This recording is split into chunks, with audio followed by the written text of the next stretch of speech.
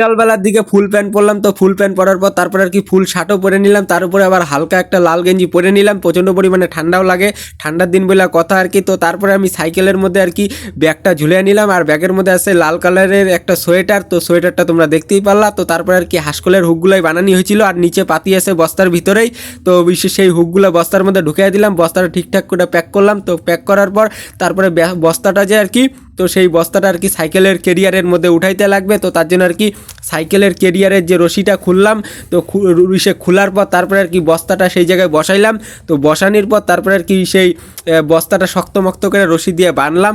তো বাঁধার পর তারপরে আমি সে শক্তমক্ত করে না বাঁধলে আর কি বস্তাটা নড়তে পারে আর কি সাইকেল চালানোর সময়। তারপরে আমি বাড়ির থেকে বাইরে গেলাম সাইকেল নিয়ে আর কি হাঁসকলের হুক আর পাতি বিক্রি করার জন্য। বিকালবেলার দিকে আর কি ফিলিংসের মধ্যে দিয়া আমি এসে বললাম আমার বাড়ির সামনে রাস্তাটা, তো তারপরে আমি এসে বললাম সন্তোষীমার মন্দিরের এই জায়গায় ঠাকুরকে প্রণাম করলাম।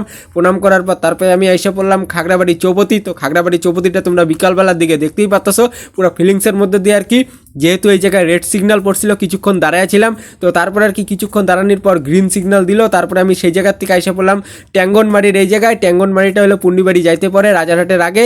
তারপরে আর কি কিছুক্ষণ সাইকেল চালানোর পর এসে পড়লাম রাজারহাটের এই জায়গায় একটা রাস্তা আছে যেটা কুচবিহার টাউনে জায়গা আর কি, শর্টকাট রাস্তা।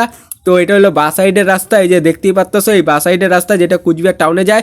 আমি যেহেতু পুন্ডিবাড়ি যাব, আমি এই ডান সাইডে সোজা যাবো পুন্ডিবাড়ির দিকে সাইকেল চালাইতে। তো তারপরে আমি এসে পড়লাম মধুপুর তো মধুপুর মোড়ের এই জায়গায় এসে পড়লাম বিকালবেলার দিকে, তোমরা দেখতেই পারলাম মধুপুর মোড়টা।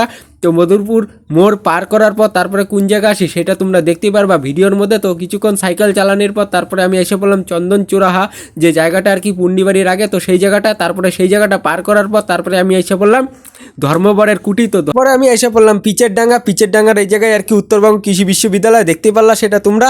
তারপরে আমি এসে পড়লাম পুন্ডিবাড়ির এই জায়গায়। তো পুন্ডিবাড়ি এটা হলো চৌপতি আর কি, তিন মাথা চৌপতিটা, তো যেটা আর কি বা সাইডে যায় শিলিগুড়ির রাস্তা।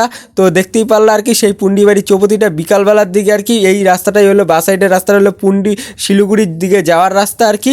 তো যাই হোক আমি যেহেতু পুন্ডিবাড়ি বাজারে যাবো আর কি, তো সোজা চলে যাই এখন পুন্ডিবাড়ি বাজারের দিকে। তো পুন্ডিবাড়ি বাজার যেহেতু আজকে রবিবার আর কি, তো বেশ একটু ভালোই লোকজন আছে আর কি রাস্তার মধ্যে আর কি। তো তারপরে আমি পুন্ডিবাড়ি বাজারের ভিতরে ঢুকে পড়লাম একটা হার্ডওয়ার্সের দোকানে। এই দোকানে আসার পর হাঁসকলের পাতি হুক দুইটাই দিয়ে দিলাম, কিছু 6 কেজি 100 গ্রাম ওজনটা তোমরা দেখতেই পেলা। তো এই দোকানে পাতি হুক দেওয়ার পর সাইকেলটা দাঁড় করে রাখছিলাম। তো তারপরে আর কি আরেকটা দোকানে গেলাম, তো আরেকটা দোকানে যাওয়ার পর তারপরে পুরো যে হাঁসকলের পাতি হুকের যে বস্তাটা টোটালি ওজন করে ওই দোকানে দিয়ে দিলাম। তারপরে আমি পুন্ডিবাড়ি বাজার থেকে বাইরে গেলাম। তো বাইরে যাওয়ার পর তারপরে রাস্তায় আসলাম। তো রাস্তায় আসার পর তারপরে ডান সাইডে ঘুরে গেলাম। এখন আমি বাড়ির দিকে চলে যাবো, আর ভিডিওটা এই জায়গায় স্টপ করে দিলাম। আর